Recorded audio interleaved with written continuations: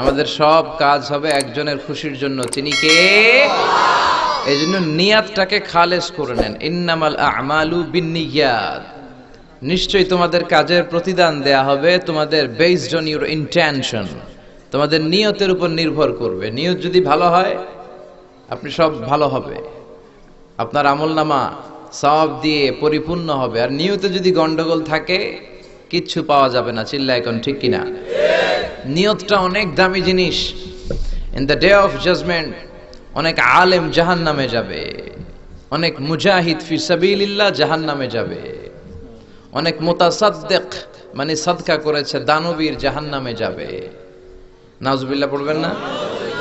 কি আজীব কথা, আলেম জাহান্নামে যাবে কেন? দানশীল ব্যক্তি জাহান্নামে যাবে কেন? নিজের জীবনটা বিলিয়ে দিয়ে তাজা রক্ত জমিনে ঢেলে দিয়ে যে শহীদ হলো সে জাহান্নামে যাবে কেন?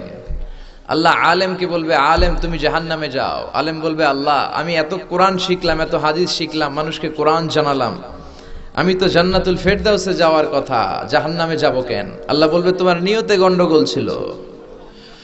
তুমি আলেম হয়েছো লিউকাল লাকা আলিম কবীর, লোকজন তোমারে বলবে তুমি অনেক বড় আলেম, তুমি অনেক বড় মুফাসসির, তুমি আল্লামা, তোমার নামে স্লোগান হবে, তাকবীর হবে। এগুলো পাওয়ার জন্য দুনিয়াতে ইলম অর্জন করেছো, আর এগুলো তো তুমি দুনিয়াতে পেয়েছোই। আমার কাছে কি চাও? আমার কাছে তোমার জন্য কিচ্ছু নাই। Go to the hell fire, জাহান্নামে চলে যাও। অনেক মুজাহিদকে আল্লাহ বলবে, ইয়া মুজাহিদ উদখুলিন নার, জাহান্নামে যা। মুজাহিদ বলবে, আল্লাহ আমার দেহের তাজা রক্ত লিইলাই কালিমাতিল্লাহ, আপনার কালিমাকে সমাজে প্রতিষ্ঠা করার জন্য, জমিনে কোরআনের আইন বাস্তবায়নের জন্য আমি শহীদ হলাম, জীবনটাই তো বিলিয়ে দিলাম, আমি তো জান্নাতুল ফেরদাউসের আ'লা মাকামে থাকার কথা, আমি জাহান্নামে যাব কেন? আল্লাহ বলবেন, তুমি জিহাদ করেছো লিউকাল লাকা মুজাহিদ ওয়া জারি, লোকজন তোমাকে বীর বলবে, লোকজন তোমাকে শক্তিশালী সেনাপতি বলবে, আর এগুলো তো দুনিয়াতে তোমাকে বলাই হয়েছে। আমার কাছে কি চাও? আমার কাছে তোমার জন্য কিচ্ছু নাই। Go to the hell fire, জাহান্নামে যাও। অনেক দানশীলকে আল্লাহ বলবে, দানশীল তুমিও জাহান্নামে। দানশীল বলবে, আল্লাহ মসজিদ তো কম বানাই নাই, এতিমখানা তো কম করে দেই নাই, মাদ্রাসা তো কম বানাই নাই, আমি জাহান্নামে যাব কেন? আমি তো জান্নাতে যাব। আল্লাহ বলবেন, তুমি দান করেছো এই জন্য যে লোকজন তোমারে শিল্পপতি বলবে, হাতেম তাই বলবে। এরকম দানশীল আছে না নাই? তো লোকজন তো দুনিয়াতে তোমাকে শিল্পপতি বলেছে, দানশীল বলেছে, আমার কাছে তোমার জন্য পাওয়ার কিচ্ছু নাই। Go to the hell fire, তুমিও জাহান্নামে যাও।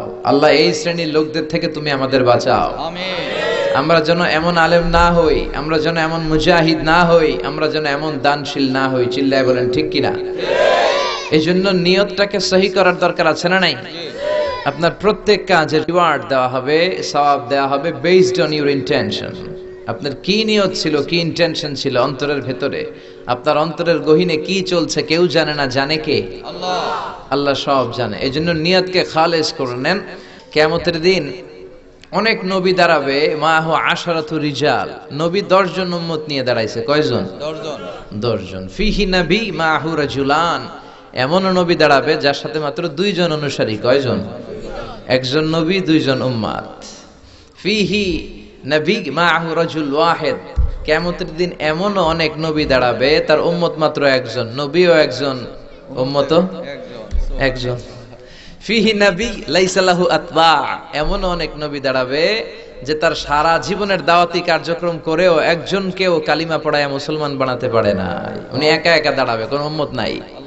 তো যেই নবীর কোনো উম্মত নাই, ওই নবীটা কি ব্যর্থ? জি না। জোরে বলেন। সেও সাকসেসফুল, সেও সফল। কারণ সফলতা দেখবে আপনার ইন্টেনশনে কি ছিল, আপনার নিয়াতে কি ছিল, আপনি খুলুসিয়াতের সাথে, সিনসিয়ারিটির সাথে আপনার দায়িত্বটা আপনি পালন করেছেন কিনা। চিল্লায় বলেন ঠিক কিনা?